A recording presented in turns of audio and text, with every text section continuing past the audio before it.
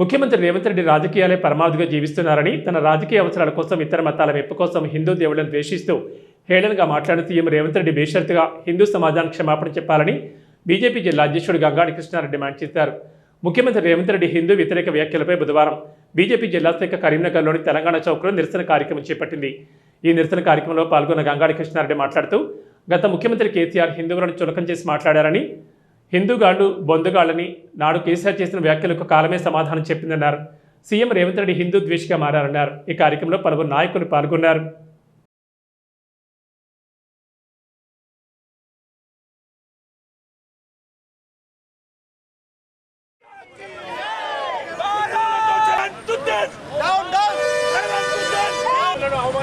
రేవంత్ రెడ్డి హిందూ దేవులను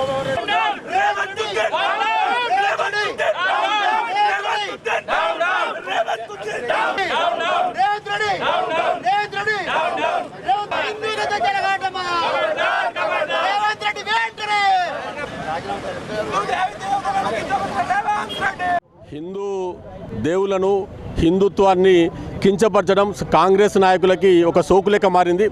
నిన్నటికి నిన్న రాష్ట్ర ముఖ్యమంత్రి ఒక రాజ్యాంగబద్ధమైనటువంటి ఒక పదవిలో ఉండి హిందూ దేవుళ్లను కించపరిచే విధంగా, అవమానించే విధంగా ఇలా నిన్న మాట్లాడినటువంటి దాని వ్యాఖ్యలకు నిరసన వ్యక్తం చేస్తూ ఇలా తెలంగాణ చౌక్లో రేవంత్ రెడ్డి యొక్క దిష్టిబొమ్మను దగ్ధం చేయడం జరిగింది. ఒక రాష్ట్ర ముఖ్యమంత్రి మొన్నటి జూబ్లీ హిల్స్ ఎన్నికల సందర్భంగా కూడా మైనార్టీ ఓట్లను రాబట్టుకోవడం కోసం, ఎంఐఎంను సంతృప్తిపరచడం కోసం మొన్న కూడా హిందువుల గురించి అవమానకరంగా మాట్లాడాడు. మళ్ళీ నిన్న కూడా రిపీట్ చేసినటువంటి పరిస్థితుల్లో రేవంత్ రెడ్డి మరి హిందువులందరూ తిరగబడేటువంటి సమయం వచ్చింది. గతంలో కూడా ఇదే కరీంనగర్ గడ్డ మీద కేసీఆర్ హిందుగాళ్ళు బొందుగాళ్ళు అంటే కేసీఆర్కి ఇక్కడ కరీంనగర్లో బొందబెట్టడం జరిగింది. మరి కాంగ్రెస్ నాయకులకు ఇలా దేశవ్యాప్తంగా కూడా మీకు ఇప్పటికే బొందబెట్టిరు. ఈ ఉన్న 2-3 రాష్ట్రాల్లో కూడా మరి తెలంగాణలో కూడా మీకు బొందబెట్టే సమయం వచ్చింది.